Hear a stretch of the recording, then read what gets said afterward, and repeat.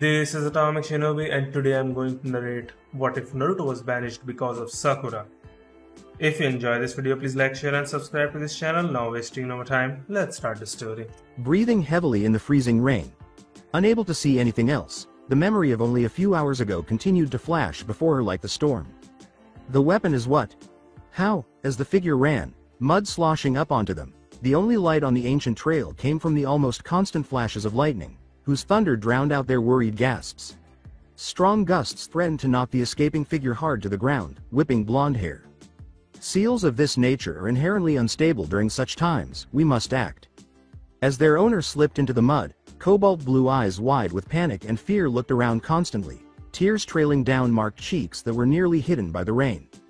Even though the mud was thick from the heavy rain, the figure's knees and palms were scratched and bleeding as they struggled to prevent the nearly undetectable swell of their belly from being crushed. A feminine gasp was strangled out. The explanation for her exile. The reason behind everything. Too valuable to part with. Uzumaki Naruto, turned female, locked in that gender, and impregnated, though supposedly impossible, we see now it has happened. Given the probability that this is due to the demon sealed inside the, whatever it is, as a means to allow Kyuubi's escape. I am sure even now the seal is beginning to weaken. The only way to remove the Kyuubi is to remove the host. The Yondaime Hokage's seal allowed that. I vote that we slay this freak of nature and its child to remove the threat that they pose before it is too late. As she stood almost nude in front of the elders, trembling from the coldness of the room and the looks of everyone around her, Naruto choked on her breath, bile rising as she recalled hearing their words. I refuse to allow such actions on a man who has given up so much to this village. Tell the entire known world. To kill him because of his child simply is barbaric. To even suggest such a thing is dishonorable, and I refuse to hear anything like such a suggestion again. Tsunade was never against her. Such reckless abandon of one's duty, to turn itself female so it could spread its legs for any piece of trash and kill us all. Naruto racked her body against the release of the bile after feeling it again. Hold your tongue. I have examined Naruto. He is still only producing the male cell structures and reproductive sperm cells. No matter how much his body is female, that one fact means he is still for all intents and purposes male. No, the mother in this regard must have also similarly changed sex and thus caused the delivery of her egg to Naruto's body. Before Shibi Aburame spoke, the first member of the council from the shinobi side to speak since learning of Naruto's peculiar condition, there were murmurs about who would do such a thing. Recollections of that inebriated days, of at last requesting to be with the person she loved, only to have it transformed into something perverse. Pain. Disgust. Fear. At that time, she did throw up. As her mind replayed the last moments of her life in Konoha, her body ejected whatever she could hold down from the last hectic and terrible days there. That aside, the problem then lies with this child. If taken to birth, the toll on the seal and the person with the seal will allow the possibility of the Kyuubi breaking free. Without a seal master like Yondaime, or Jiraiya, I say to terminate the fetus at once.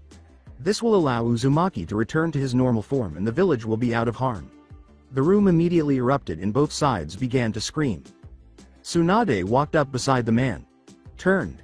Woman, putting her arms around her and asking, what right do you have to tell him to terminate his child's life? She leaned closer and whispered in Naruto's ear, it should be up to him and, instead. The younger woman nodded as tears welled up in her eyes. Shakes and nods answered a few more questions, and the tears got worse until the older woman's arms encircled her, reassuring in the warmth of her Chan. As the elderly woman gazed into the lights and then shook her head, a melancholy, pained smile slowly formed on her face. With her now dry heaves slowing down, Naruto forced herself to stand up from the mud and lean against a tree in order to catch her breath. Try and control your pet, Tsunade, its wails disgust me. Councilman Haruno, control yourself. This thing has tramped around my daughter like a lovesick fool. No doubt it would say she is the company instigator of its sick little game, and I refuse to hear it. It's bad enough it filled her head with useless notions. Councilman. Since she had been called before them, undressed, prodded by the men in the room, who had called it a thing and told her that she was repulsive, Naruto had never said, shut up. Before. An oddball. She had survived everything. But the words of the man broke her. You leave her out of this. Even if it was Sakura. It wouldn't matter. Because this child is mine. I refuse to let anyone kill my baby. So it doesn't matter who was the company instigator, was. Besides, she at that moment was twice the man you'll ever be. Get it out of my sight now, the man exclaimed, his face a vivid purple and his temples pounding with rage as he slammed his hands into the table hard enough to knock over some of the water glasses that were strewn on it and rattle the big semicircle. Naruto reacted angrily to the word, slut, but Tsunade cupped her shoulders to prevent her from charging and exacerbating the already tense situation. I refuse to deal with that freak, vote or not, until it is away from here. Besides, it has no say in this matter, only the council can decide. Remove that slut at once. Naruto, I know how you feel, but he is right. Get dressed and meet me in my office. I'll discuss what happens then. Give you your options. Tsunade winced at the girl's gritted teeth growl and said, there is only one option, Tsunade. The red eyes and flared whisker marks she knew were visible could not be concealed. I'm keeping my baby, in the leaf or not. The councilman's smile before his rage returned revealed exactly what he wanted. As the Shinobi Council watched the entire scene, the civilian side started yelling and pointing at Naruto. You see, look at the monster. It's already losing control of the seal. Who knows how much time we have before the Kyuubi is released upon us. The thing will probably use the hellspawn in that freak's womb to do so. Kill it at once, she exclaimed. Tsunade shoved the younger woman in the direction of Kakashi, who had been silently observing everything, saying, Naruto, my office now. He pushed his now silent, nearly catatonic pupil in the direction of the Hokage's office, taking Tsunade's place. Naruto gasped for air, wanting to scream again, but she was choking and couldn't get any air into her lungs as a scream of rage erupted from beneath the tree before trailing off amid the thunderous volley from the sky. She drowned because her chest was filled with frantic emotions that her lungs were unable to push past. To Naruto's immense relief, Tsunade finally uttered, Uzumaki Naruto. Kakashi's silent treatment was both painful and frustrating. But the Hokage's expression when she read the scroll in front of her was not encouraging. It is the judgment of the council, a very close vote, that you are hereby banished from Hai no Kuni, effective immediately. You have 2 days to remove yourself from our borders before a kill on sight is issued, effective only in Hai no Kuni. You can never return to Konoha unless this ruling is overturned by a 4/5 majority by the current council at that time. So said the council. Naruto stopped paying attention. He brought everything to a halt, until Tsunade raised her voice. They have offered a dropping of all charges at any time you abort the pregnancy. A seal expert will have to be called to see the strain upon the seal and your psychiatric evaluation held weekly for a year afterwards to ensure little to no contamination from the Kyuubi has been done. You are also hereby never allowed the use of the Appa Henge Kinjutsu known as Oroku no Jutsu again should you choose this compromise. Tsunade was quiet as she closed the scroll. I'm sorry. No, I'm sorry, Ba-chan. The younger blonde said, lowering her shoulders and closing her eyes. I wanted to be with her so much I did anything she asked. Tsunade ran a hand through her bangs and said, I would question why she did this, but I have a feeling I know. Naruto looked up, wondering how the older woman knew what she was thinking, and said, and now I have to loose you. I know you, I know what you really want in life. So I know there is nothing I can do to stop you from leaving. You should have 2 days, but knowing that council you'll have just hours after you leave before they call in the hit on you. I'll do what I can for you, and remember to write, toads are still allowed in Konoha after all. The elderly woman was crying and was wrapping around the younger woman. Shizune rushed into the room, sobbing and embracing her younger sister on the shoulders. Stay safe, Naruto, prove them wrong. Show them your will is stronger than that stupid fox, so maybe one day I can hold that grandbaby, okay? She said. After taking a deep breath, Naruto forced it through the chaos she was experiencing. She turned back toward the village where she was born after giving herself a calm nod. Ba-chan is right. I promise you'll see your grandkid, and I don't take back my promises, my Nindo. Fuck you council, so what if I am not a leaf nin? I'll still find a way to become Hokage, Tte-Beo. With a resolute smile on her face, she started to plod away. He was beneath this mission. For the 4th time in the last few minutes, he made a decision. He knew why he was there. He was still on probation for another 4 or so years.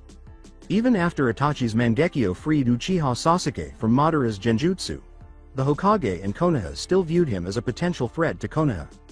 He was assigned risky but typically pointless missions like this one because he was unreliable. For the past 3 years, there have been rumors of a shinobi guardian for Wave. The council had grown increasingly interested in Wave because it was once the ancestral home of Konoha's ally Uzushiogakure no Sato.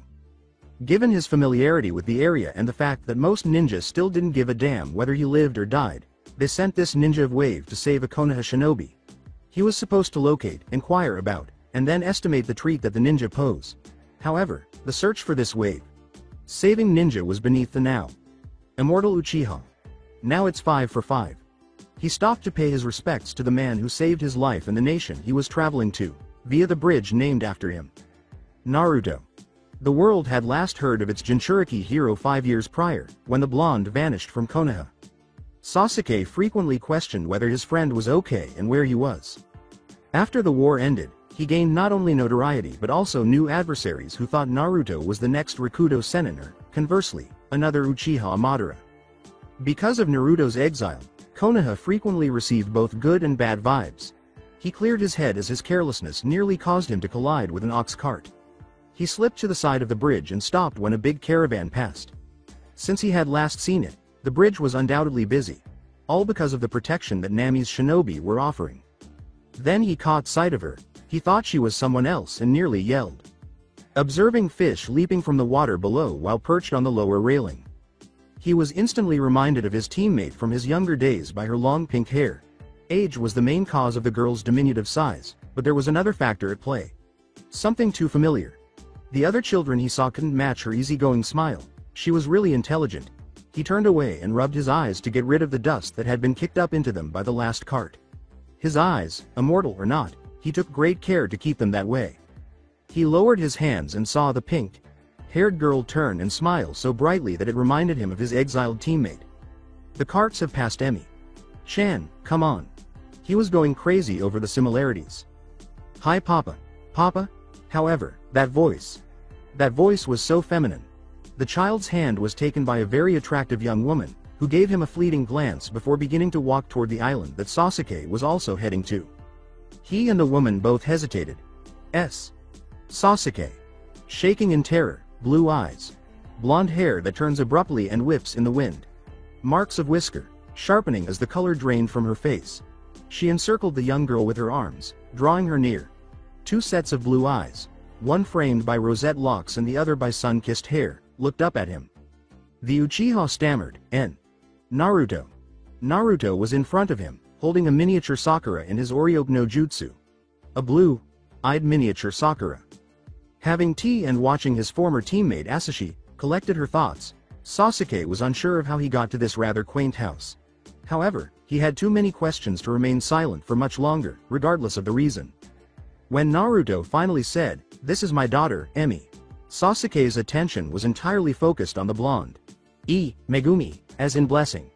Emi, my beautiful blessing. The woman in front of him said softly, the child's head resting in her mother's lap while her hand caressed her long hair. Naruto let out a sigh. I'm sure you have plenty of questions. I'll try and answer them as best I can, but I only ask if it's too painful for me to answer. Please respect that Sasuke. Not Ateme. Sasuke. It was too obvious from the tone of her voice that this reunion was not amicable. How? A glimpse of Naruto's former self appeared. She started to laugh, but Sasuke interrupted her with a raised hand and a pained expression. Well, when a man and a woman want a baby, the man sticks his. It's a laugh that's neither quite masculine nor feminine. Sasuke's brow went up. As she watched the wind push the chime on the porch, Naruto's free hand took the weight of her head and said, "You know what I mean. How is it you have her, not the mother?" Clearly recalling that moment, blue eyes turned into incomprehensible oceans. That night, when Konoha and the world were freed, I made a choice. A choice that gave me my beautiful daughter, but took away my life in Konoha. My dream of Hokage. Sasuke also recalled it. The exile of Naruto had shocked Konoha as a whole. No goodbye, no explanation. He was there one day and then disappeared the next. They were all hurt, wondering why their friend hadn't given them a proper send-off. The Hokage had asked her to bid them farewell on his behalf, saying he didn't have time to write a farewell letter. Before a messenger toad showed up for the Hokage, Konoha's elders and the Hokage had been on edge for the following year. It wasn't until then that things started to return to normal, albeit without their friend's warmth. Sasuke also drew himself away from those thoughts, and Naruto refocused. The fox changed me almost completely when I was given the choice. Little did I know, even though I could change back, a part of me didn't. Until I woke up one day, like this, and unable to return to normal. I went to Ba Chan, hoping she could figure out something. What she found astonished us. I, a guy, was pregnant. My lover's egg was transferred to me during that moment and the Kyuubi made it happen. We tried to cover it up but someone found out and brought it before the council. They stripped me down, forced me to show them everything. Cursed me, spat at me. Condemned me for my choice. Demanded my death or the death of my baby. Talked about chaining me to Konoha like a dog after the abortion. I refused. I was given another choice. Kill her, or leave. I was not going to throw away my treasure, not for any dream they could take away from me at any moment. I see. He took a moment to process that. Naruto's smile tightened slightly as he asked, did it hurt like they always say it does? You have no idea. The whole last trimester they never talk about the kid doing acrobatics and martial arts on your organs. I knew of the kicking and a little wiggle but this little priss kept shifting and punching my bladder. Made me feel like someone was trying to make me pee for weeks straight. But that was nothing when it came to the labor. I'll never badmouth a woman again, unless she deserves it. I know I had it pretty rough, but even with the blood loss and the seal weakening, Emi was born perfectly fine and the Kyuubi is still in here. She touched her stomach. This was a cage bushin, right? Well, in the original, he had failed to notice. The bushin turned away again after sticking her tongue out at him. The pink hair of Naruto's daughter attracted his attention once more. The Kyuubi wanted the pain to divert my attention from holding the seal, so it forced a defect in my womb, but I refused to give in. I nearly died. It was my little Emi who brought me back, crying out for me. The smile vanished entirely. Does she know? Does Sakura know? That she has a daughter? For a brief moment, he was positive he saw red pooling in her eyes as they grew icy, even untamed. I guess it wouldn't be fair to say it's too painful to mention, so allow me to simply say this. Sakura is not to know. She. Although Sasuke appeared composed, the sight instantly chilled his blood. Naruto hissed, she tossed us away. Like trash. When Emi moved and whimpered, the composed mother reappeared. The same haunted eyes he remembered from his last encounter with Naruto looked at the ceiling before turning to face him. She doesn't deserve to know her daughter. After all, to Sakura. A child of a freak, always will be a freak. Without hesitation, Sasuke's hand left his tea. Sakura's hair covered her eyes as she yelled at the members of her graduating class and guys team, saying, who cares about that freak? He's so twisted he'd try anything to get your attention. That's all this is. He hasn't changed since we were kids. When Naruto's teammates said those words, everyone's already stunned expressions were incredulous. As they observed her trembling shoulders, Iruka's expression was the only one that could match Tsunade's coldness. Naruto, Sasuke thought, hurrying to make sense of what he had just heard. Would you like to stay for dinner? I'm sure Emi-chan would love to spend time with the uncle I've been telling her about. Sasuke just nodded. The idea of being an uncle gave him a strange sense of familial kinship. The first thing that came out of Naruto's distinctly masculine mouth as he entered the room where Sasuke and his niece were drawing was, Sup, Teme. It seemed as though nothing had changed in the 5 years since their last encounter. He preferred talking to her over his dobi of a teammate because of the cordial reception the little Uzumaki had given him. Sasuke replied, HN, and went back to conversing with the little Pinky. Naruto shook his head and laughed. Large, alluring odors emanated from the kitchen as he entered. The cage bushin, Naru, shook her head and said, Hey Naru. Do I need to send someone down to the store or do we have enough? Naruto grunted slightly but followed instructions, saying, We're good. Set the table, it's just about done. He might have been duped by such a family scene if he had not realized that the two were one and the same. Considering their appearance, brother and sister. He took a moment to look at the young girl next to him. He thought it was all for her. Dinner. She pulled Sasuke Oji-san up and toward the dining area, demonstrating her unexpected strength. Come on. Sasuke Oji-san. Dinner, she exclaimed. He shouldn't have been shocked considering her parents. With all of his bravado and roughness that had rescued the Uchiha from madness, the male Uzumaki Naruto was far more like the one Sasuke had known growing up. However, he no longer possessed the sharp edge he had before leaving Konoha. Seeing Naruto the parent superimposed on Naruto the Jinchuriki was strange. After supper, Sasuke tried to process what he had learned as the two men sat on the dock and watched the moon reflect on the placid waters of the bay. He accepted the sake glass and took a tiny sip to calm himself. Naruto just raised his and looked at it. Finally, Sasuke said, throwing a tiny pebble into the water from the grit-covered step, You change. I had a kid, Teme. I physically had a kid. What was I supposed to do? Pop her out then go back to being my old self? I mean, not only did Sakura screw me over, literally, I had to accept that I wasn't a man for a year of my life. Accept that my baby girl was growing inside me, and that there was a chance I would never be a guy again. That's a lot to accept in just a few months. Add being kicked out of Fire Country, coming to Tazuna, Inari and Tsunami like I was, having to beg them for help. I can never repay them, or Nami, for what they have given me. A home, despite how I returned, no fear or disgust for what I chose to keep. Only acceptance. Something I thought Konoha would give me. That's why I protect Nami. It protected me when I was weak. Besides, Nami was once Uzushiogakure, in a way I am here in my mother's homeland. It's fitting my daughter was born here. The first Uzumaki born in the motherland since its falling. I may not be a Konoha nin anymore, but I still will protect her. I am Uzumaki Naruto, ninja of Nami, a ninja of Uzushiogakure, ally to Konohagakure. In the light of everything, Sasuke had given up on not being surprised, so it was almost humorous when it turned out that Naruto, the most surprising ninja in all the elemental countries, was the shinobi of Wave he was sent to investigate. When did you get all sappy, Dobi? The two men glared for a moment before Naruto's smile appeared, causing Sasuke to grin as well. The two men laughed long into the night, recalling good times. Stuff at Teme. The formerly thriving village of Konoha had fallen into its current situation 5 years prior. The nearly avoided exile of Uzumaki Naruto, her grandnephew and essentially accepted grandson and the hero of the Fourth Shinobi War, could easily be the starting point for every choice and alteration that had shaped its now nearly self-destructed state. The consequences of his exile had ripped the village apart from the moment the tiebreaker revealed his choice. All of this was due to a small but influential group of individuals whose incessant determination to alter their mindset had brought the once powerful Fire Nation to its knees. If she had been a more astute leader, she would have realized that the Merchant Council's schemes, the undermining that had been sparked by a dead man and a few civilian nobles, had transformed a minor unease over a strange incident into the frantic, almost panicked removal of Konoha's hero and the subsequent loss of the majority of its alliances with the other elemental nations. Little had changed since her aging and council. Reliant teachers rule, when there were an equal number of merchant nobles who actually had sway during citywide emergencies. She had trusted the majority of the Shinobi Council, and in accordance with her beliefs, they had stayed by her grandson's side. To her own shame and humility, she had only discovered this fact too late. Even worse, when it was revealed that dead jerk Danzo had planted hostile members of both sides of the council, she was powerless. About Kushina's seal nearly shattering as a result of the strain of giving birth. Kyuubi's impact on Naruto's cellular composition.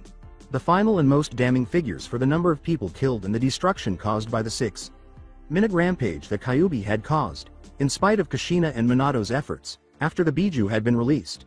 However, the report made no reference to Madara's role in the escape, and even though she and Shikaku's cries served as a reminder to everyone, they were ignored. It was her third failure.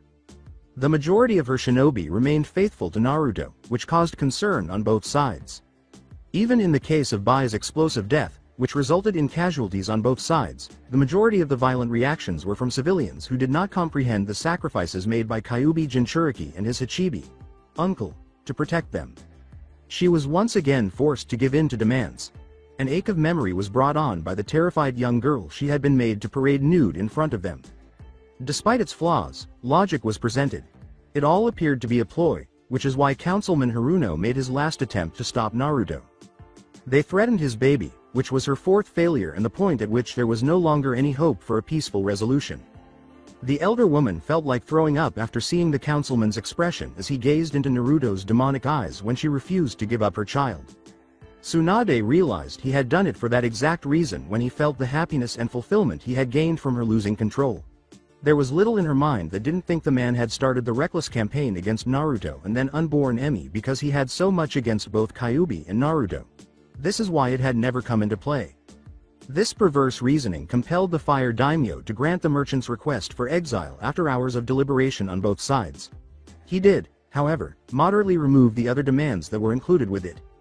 To be fair, I have to consider the residents of this village and the surrounding area.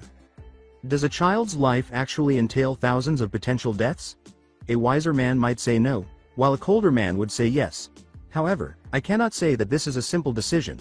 I will approve this council's request to banish Uzumaki Naruto, but only for that reason.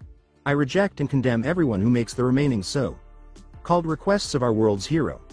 All I can hope is that the world of peace he fought for is not condemned by your foolishness.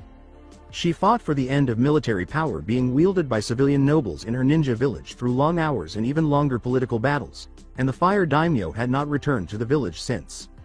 Although she lost a lot of the political and social influence she had acquired throughout her life, she was on the verge of success.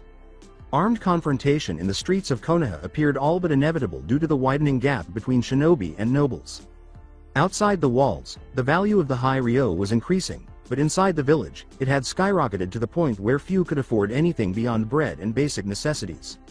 The wiser ones all realized that they were solely to blame when the daimyo had essentially abandoned them. But the masses? It is uncommon for mobs to place the blame on themselves, and Tsunade, the village leader, was the one who bore the brunt of the complaints. Given the circumstances, the Hokage and her allies are being attacked like ravenous wolves by Konoha's own people and all of her adversaries. The fact that Councilman Haruno was behind the snipes at her reign, discussing regaining lost power and usurping hers, had not come as a huge surprise. As it was brought to the Hokage's attention through her few remaining political channels, not much could be done. Too many bridges had been burned, and there wasn't enough proof to get rid of him without losing what little credibility she still had. Even though she was still in charge of the Leaf Village, rumors had led to a great deal of skepticism about her governance, and it was only a matter of time. Konoha was prepared to falter in the face of the wolves gnawing at its heels. Considering all of this, it didn't seem illogical that the entire village was in a frenzy when they discovered that Uzumaki Naruto was the wave shinobi. The council, which was fortunately free of civilians, had processed the information that the tainted Uchiha, as most called him, had brought back. Since Gamaden had brought Naruto's biannual letters, the toads, and the letters she had attempted to conceal, she had known, of course. She hadn't been successful, so apparently this was another failure. Recalling the scene, she shook her head. In any case, her village had seen the first sparks of hope she had seen in years from the masses when she learned of Naruto's ongoing, though she snorted at the thought, support of them. Morale in the city had nearly fallen to its lowest level since the Pain attack due to the warnings, minor skirmishes, trade embargoes, and mission cuts that had been imposed on Konoha. However, news of Naruto, their savior, gave the crowds new vitality and life.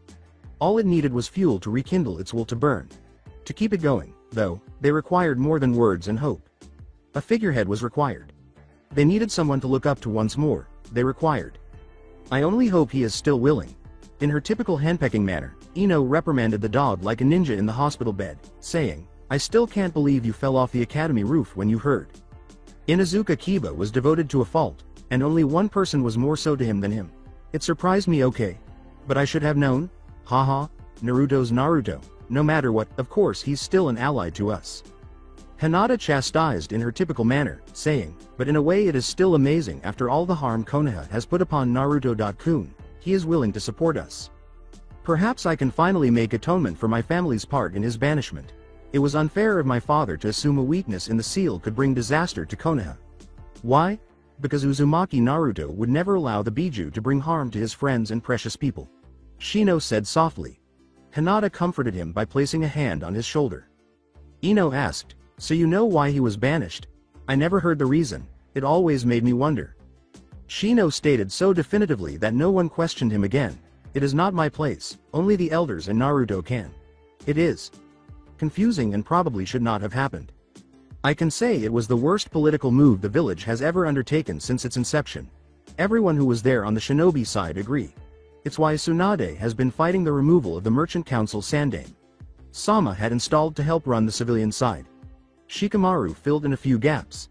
However, so much of the political infrastructure has been damaged from the infighting it's only a matter of time before something breaks. It's so troublesome. The ninja class is still strong. The clans like the Hyuga and your families keep the other nations at bay. I would not assume invasion. Neji responded. At least until the clans themselves begin thinking of leaving, Konoha will remain militarily secure. They were given the opportunity to digest the information when Choji said, my father has been talking about sending some of the lower clan members out of the village because of the food scare. It's allowed in our clan charter to allow such.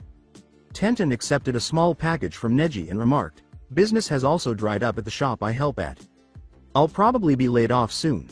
The girl's clothing did appear more worn out, and her body did appear slightly thinner. She quickly continued after realizing how rude she sounded. It's horrible to say this, but maybe if Naruto came back the village could restart negotiations with the others again. Maybe things could start moving. It was difficult to ignore the bitterness in her voice as she said, I want Naruto back as much as anyone because he is my friend, but everyone else can see that when he left, that's when everything fell apart. The orphan girl had not enjoyed the past 5 years. Nobody disputed her assertion, and they all appeared uneasy as they acknowledged their agreement.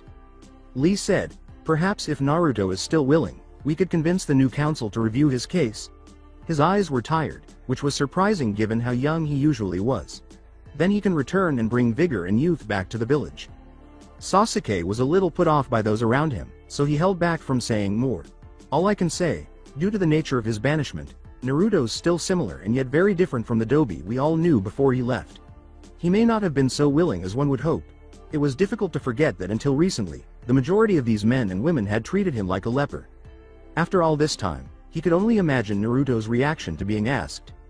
No one saw a figure slip away because everyone was thinking inward. She had lost much of her comfortable life because of her father, her pride, and her stubbornness. In a sense, she had come to terms with and accepted the guilt that followed her everywhere, the long, lost friendships caused by unspeakable words, and the whispers that followed her everywhere. She discovered these consequences for her behavior and, like anyone who feels guilty, permitted it to go on, because, in her opinion, she deserved at least that much for ruining his life. His name, that is, she would never utter. After learning the truth and acknowledging her mistakes, she didn't deserve to. As she quietly and largely unnoticed by those around her slipped away from her old acquaintances, she clocked out and made her way home. She could no longer afford to live on her own due to the increase in food and rent costs in the years following his exile and the subsequent collapse of their economy. Since Ino and the others would not interact with her, she had no choice but to return to her father's house. Minutes later, she slipped almost silently into this house. Sitting at the table far from the door was her father, with whom she had not spoken for 2 years. After discovering his involvement in, she was unable to confront him. When he called out to her, interrupting her thoughts, she pushed forward. There had never been a home in this house. Not after her mother had abandoned her father 2 years earlier, feeling ashamed and afraid of his cruelty and his aloof demeanor. Sakura was unable and unwilling to follow her mother as she left the city to return to her ancestral home in a small village to the east. Nothing for her family back in Konoha had been sent. Sakura could not hold herself responsible for the closure of that chapter in her life. The reaction was not at all unexpected when her mother found out about her daughter's behavior. At the same time, the silent hall felt cramped and dangerous. She started locking herself in her room and swiftly set a second lock she had purchased for an unspoken and unacknowledged reason. She surveyed her room warily, and she didn't delve into a tiny nook in the side of her headboard until she felt secure. A tiny clack of wood signaled that the wedge had come loose, allowing her to enter a small alcove where a torn piece of paper and a dog-eared photograph were concealed. Her only possessions. She pulled both out and tucked her legs against her as though the room itself were staring accusingly at her as she curled up against the wall in the corner of her bed. She carefully unfolded the ripped photo and the rumpled letter. A 3-year-old girl with cobalt blue eyes and pink hair grinned out of the picture. Emmy. She muttered, sharing what she had discovered from the piece of paper that had been written by him specifically for her former mentor. Her daughter. His and hers. No. For the 1000th time, she reminded herself that it was only his daughter. She was too filthy to claim Emmy as her child. She was nothing more than a rapist. She had called him a freak.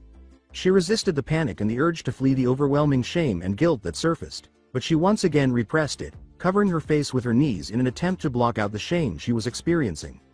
For nearly 6 years, she had been asking herself, oh God. Why? Why? Almost since the night she lost control, when he had given her that look. When she had avoided him, and when that had failed, when she pushed him away with a lot of force. Until she finally believed it was gone or her mind was impervious to their influence, she had wondered why she had been followed day and night by those terrified and betrayed looks he had displayed.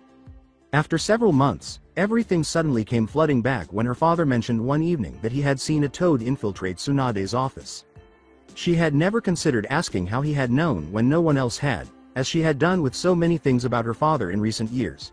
She only recalled rushing into the night, leaving the dinner table in a state of blind panic, only to arrive ahead of Tsunade and inquire. Don't ask for any details about him. As well as the kid. Tsunade's words validated what her eyes, which she would never forget, had said.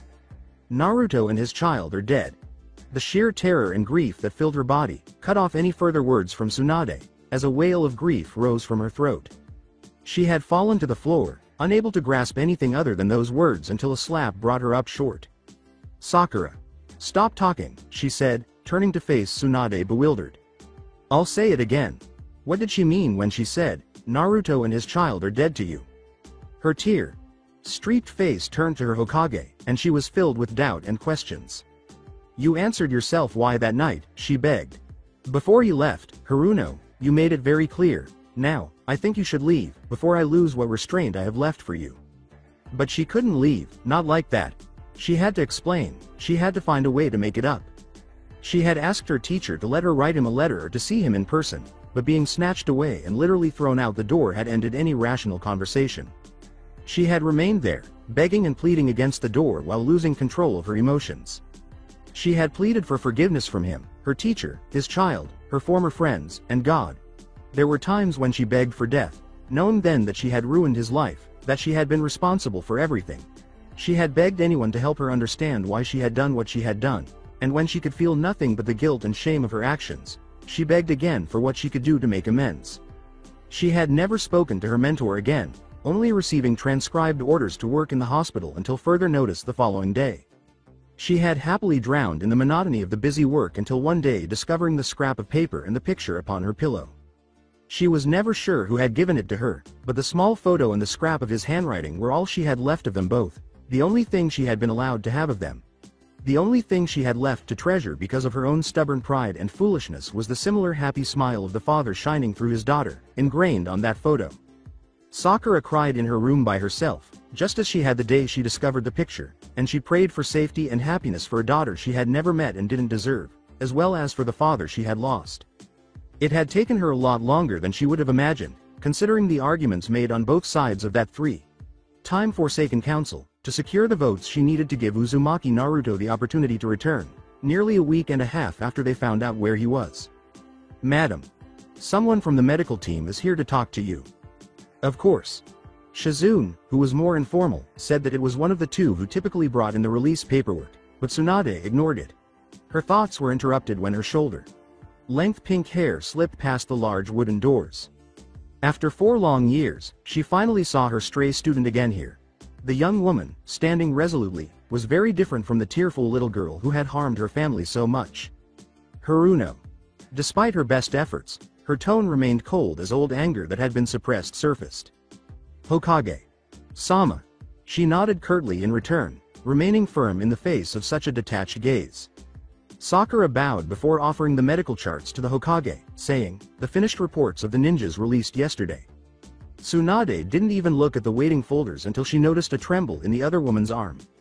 Through the haze of her emotions, she saw the younger female's worn-out and exhausted figure. After a minute or two passed without the door opening, she looked back up and saw an almost stricken figure. She obviously seemed at odds with herself before her head rose to look at the elder with a hesitant look. "Sakura, what is it?"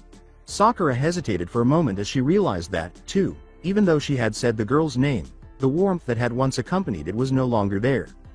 Hazel eyes gazed into Jade with unfathomable disbelief. "I would like to request a week off, if I may." The timing was simply too perfect to be a coincidence. "Where exactly would you go? You never once requested a vacation for 4 years, so why now?" A slender blonde eyebrow raised. Sakura looked away for a moment after grinning sickly. I simply thought it would be nice to leave the village and take a little vacation at last. See some of the old locations I used to go to." "Sakura, do you really think I'm a fool?" "What?" And never, with enough force, Tsunade slammed her fist into the desk, knocking some of the stacks to the ground. "So why do you think that weak excuse will hold water? You can't visit them. Never." In any case, she had to cower this woman before things got out of control. "However, I seriously doubt it will work." She felt a twinge of sympathy as she saw the hope glimmer in the other woman's face. Damn, how had she not figured on Sakura and Naruto running into one another? It was just the 100th other thing lost in that exhausted fog her mind felt like lately.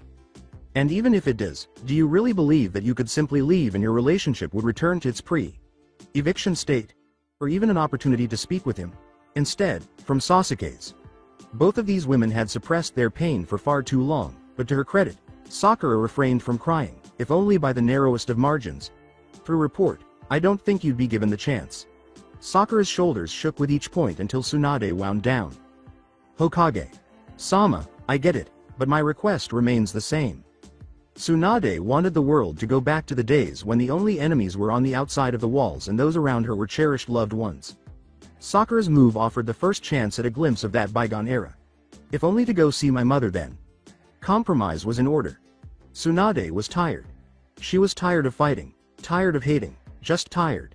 Despite the youthful appearance her genjutsu cast, she felt every inch of her nearly 60 years. I'll give my approval, but I'll have your headband for this if I find out you've moved on. Sakura, please don't make me do that. The younger woman's head lifted, and she nodded and smiled shakily. Hokage. Sama, I get it, I'm going out right now. Excellent. I'll see you in a week, Sakura said, looking momentarily stunned before breaking into her first genuine smile in years. Hi, Tsunade. Sama. A few moments later, Tsunade finally sagged, her hand massaging a dull ache on her temple as pink hair slid past the door once more. She turned to a corner and said, I'm getting too old for this shit. Get me Boar and Monkey. I want to watch on Haruno. The hidden Anbu nodded before vanishing in a gust of wind. It was dusk when Monkey and Boar paused in their watch of Haruno. Boar left, giving the now bathing woman some privacy. Monkey, being female, remained and took the time to eat. Both Anbu were lax as Haruno Sakura had made no point in disguising herself or hiding her trail. She was on a dead straight path for her mothers and the two Anbu wondered why their Hokage had ordered them to do this. Monkey was adamant, her orders were as such and she would follow them, no questions asked. Boar on the other hand, found this just another meaningless task given to him from an old and senile woman, many believing, past her prime. Boar was one of them. Having become an Anbu shortly before the third's death, he often resented the third for Boar's original team's death. To him, an old leader was an inept leader, and Tsunade in the last 4 years had proven that. Monkey distractedly argued him on that point and as they did so on their radio, Monkey never noticed Sakura vanishing under the water of the spring longer than a simple dive would allow, nor the additional rock that appeared moments after.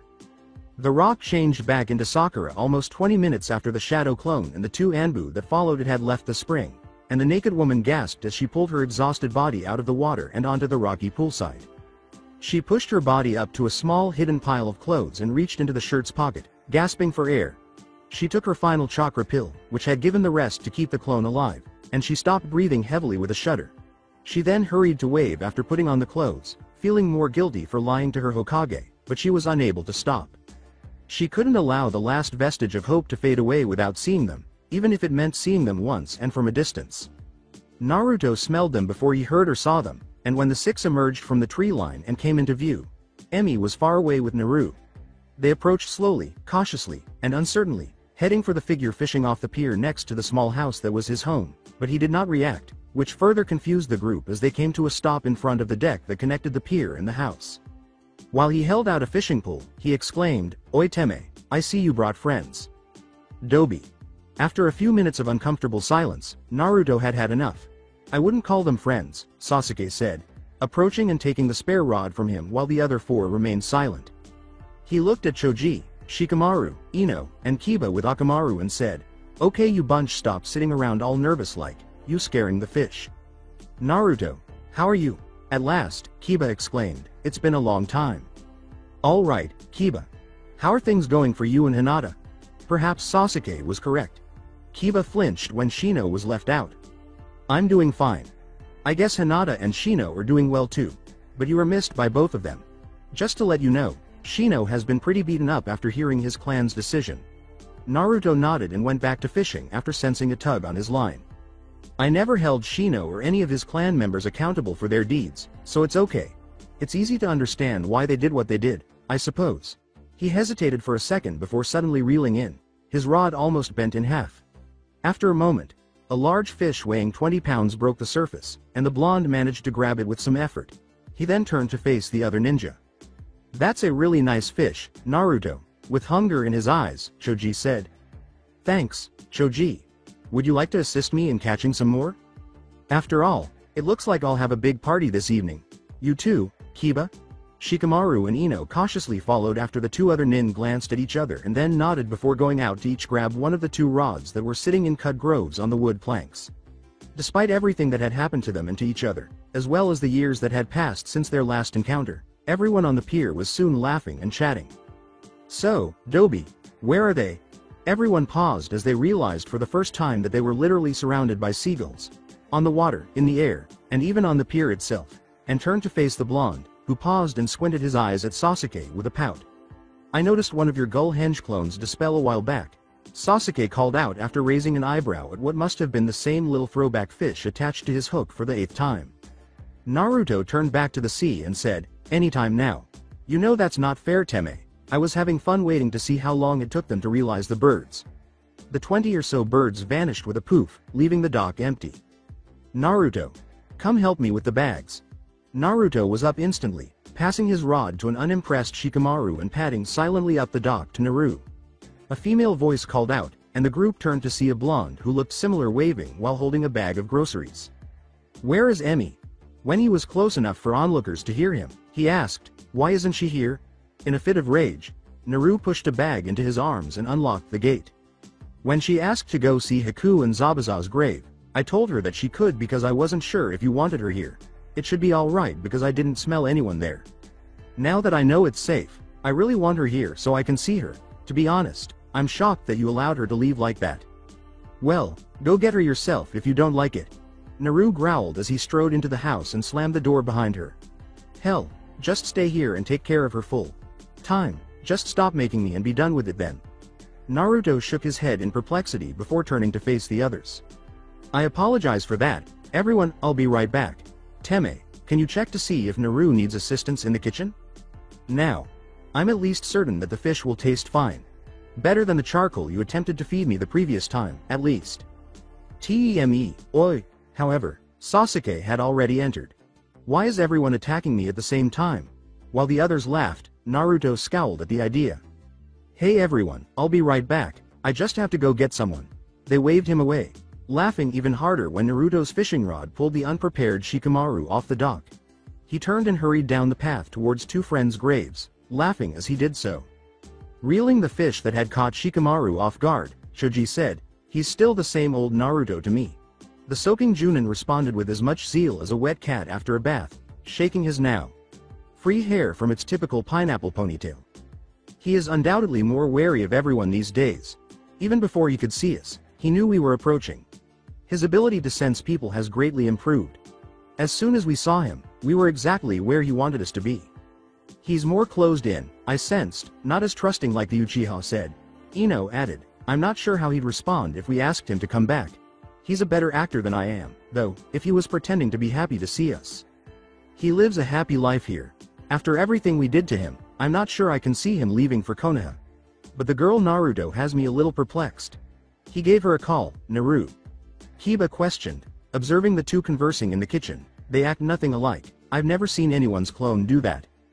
Keep in mind that he is unique among us. Perhaps he can influence clones to behave differently. It's too troublesome to think about right now," Shikamaru complained as he lay down to soak in the sun from the previous midday. "Or she's some specialty clone. He might as well watch some clouds while he did this." When he discovered his daughter running down the path from the graves, he snatched her up in a swinging hug that made the little girl with the pink hair laugh.